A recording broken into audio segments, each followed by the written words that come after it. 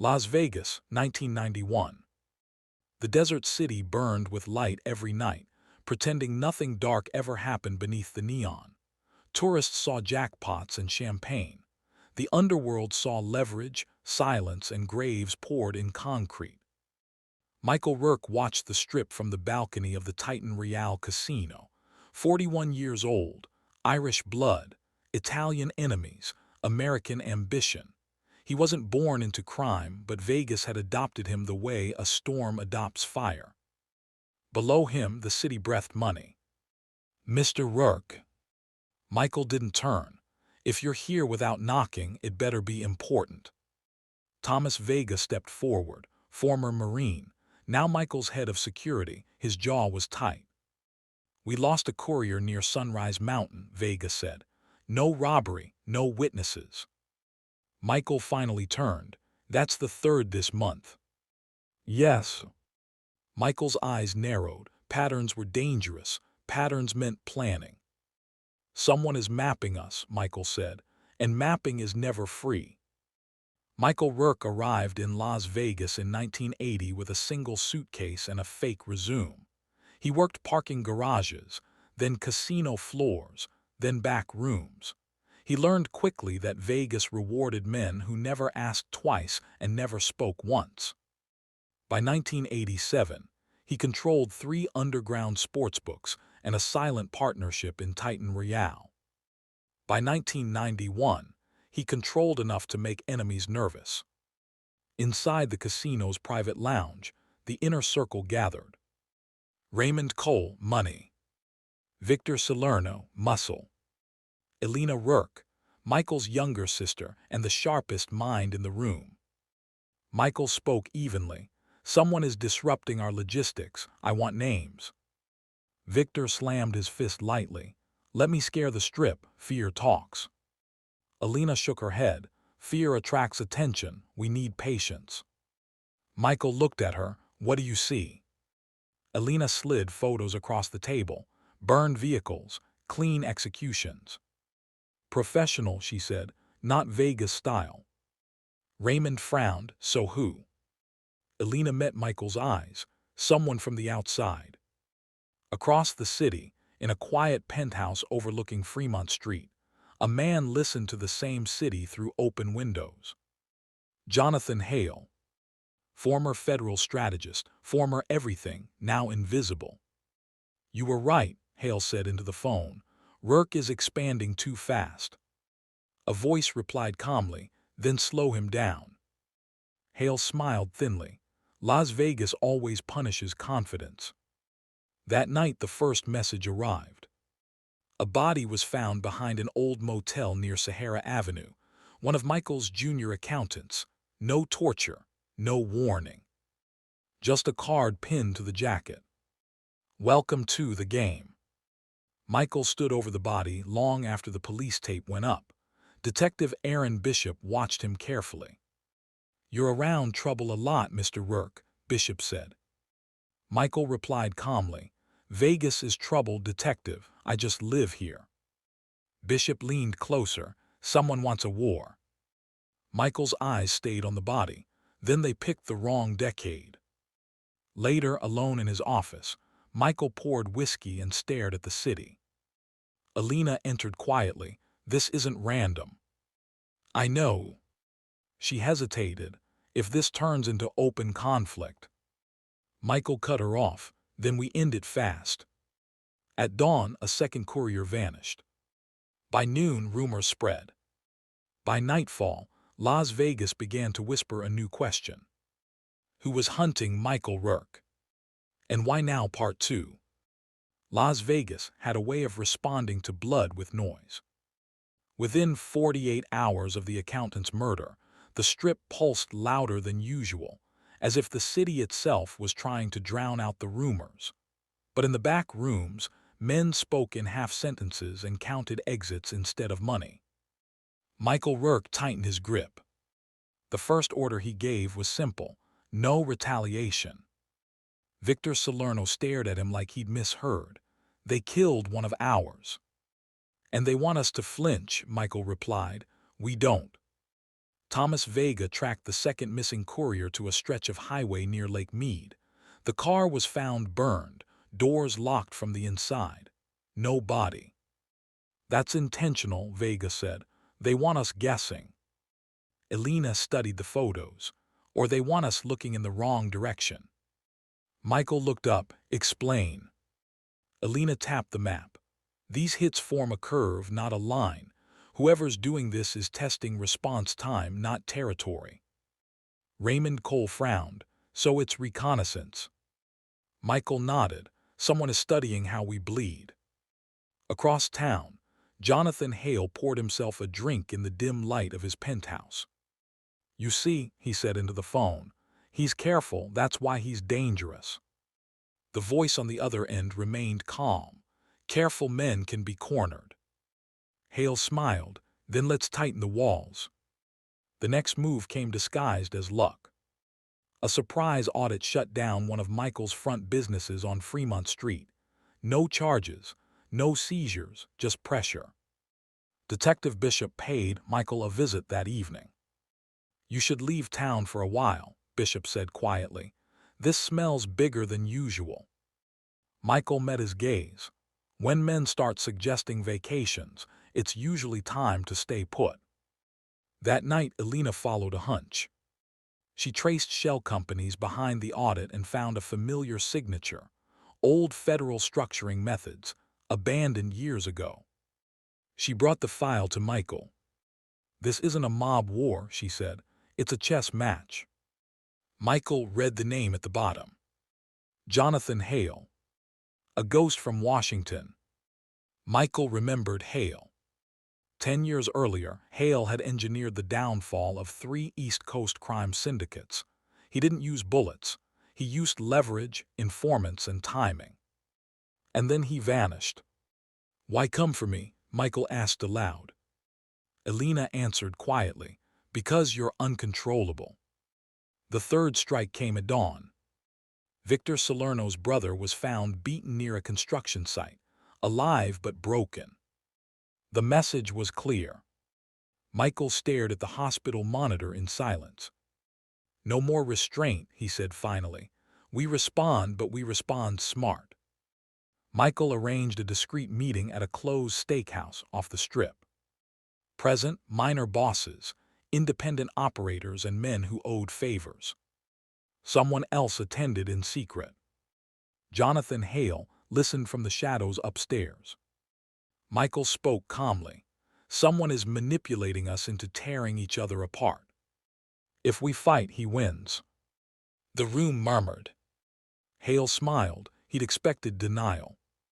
Later that night, Michael received an envelope at his home. Inside was a single photograph. Michael Rourke, age 23, standing beside a dock in Atlantic City. On the back, written neatly, "Every man has a history." Michael crushed the photo in his hand. The game had turned personal, Part 3. The city never felt heavier than the night Michael Rourke decided to act. Hale's manipulations had pushed the underworld to the brink. Every minor operator eyed the others like predators waiting for weakness. Every courier, accountant, and middleman now feared being the next message. Michael stood alone on the balcony of Titan Real, watching the Strip. Neon signs flickered in the distance, mocking the chaos. "Time to remind them who we are," he whispered. Victor Salerno and Thomas Vega joined him in the shadows of the rooftop. Victor asked quietly, "You really want to fight a ghost?" Michael turned slowly. "Hale isn't a ghost, he's a mirror, and I'm done looking at my reflection." The first strike came at midnight. A shipment of contraband slated for a rival syndicate was intercepted, not stolen, but rerouted, delivered directly to Michael's secure warehouse. Alongside it, a note. "Checkmate STARTS now." Elena inspected the shipment. "This is a trap." Michael smiled faintly. "Then let's walk through it carefully." Across town, Hale watched from a high-rise overlooking the Strip. "Rourke moves predictably," he muttered, "but every predictable move has a flaw." He made a call, "Prepare the final stage." Meanwhile, Detective Aaron Bishop noticed the pattern emerging. Street-level crimes now had federal fingerprints woven into them, audits, disappearances, and misleading clues pointing to Michael's network. Bishop realized this wasn't ordinary organized crime. He called Michael. "You need protection," Bishop said, urgency in his tone. "This is above my pay grade." Michael replied calmly, "Detective, protection in Vegas is a temporary illusion. Action is permanent." At 3 a.m., a fire broke out in one of Michael's warehouses. Flames licked the night sky. Security footage showed a team wearing black, moving with military precision. Victor Salerno was furious. "We should blow this city apart." Michael shook his head. "Hale wants us to rage, we act, not react." Claire Donovan, investigative journalist and Michael's closest ally outside the underworld, discovered Hale's past. Files, old transcripts, and financial networks painted a picture of a man who didn't just manipulate mobsters, he erased legacies. She met Michael at an abandoned warehouse. "You're facing the smartest predator this city has ever known," she said. Michael took a deep breath. "Then I'll make sure he regrets hunting me." The next day, Michael held a covert meeting in a private suite at the Golden Horizon. Only trusted men were present: Victor, Thomas, Raymond Cole, and Alina. No electronic devices, no outsiders. Michael laid out a plan. "We draw Hale out," he said. "We let him believe he controls the board. Then, when he makes the final move, we finish it." Victor scoffed. "Finish it how?" "Not with fire," Michael replied, "with precision." The evening of the trap, Michael staged a false transfer of his finances and logistics. Couriers went missing deliberately. Fake shipments appeared on security cameras. It was all bait. Hale, confident, moved his pieces.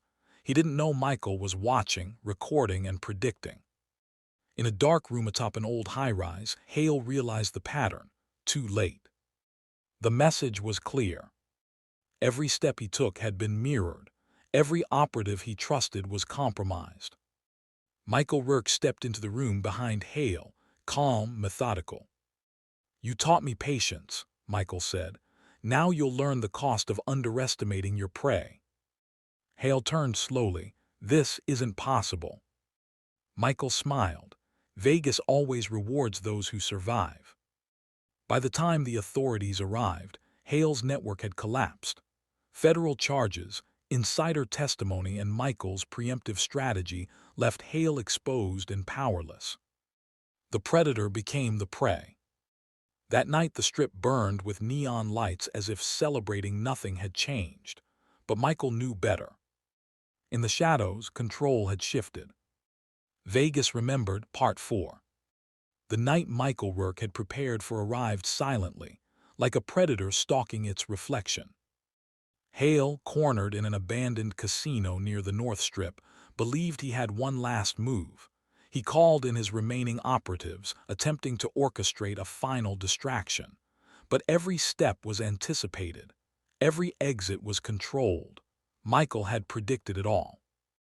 Michael arrived alone, as always.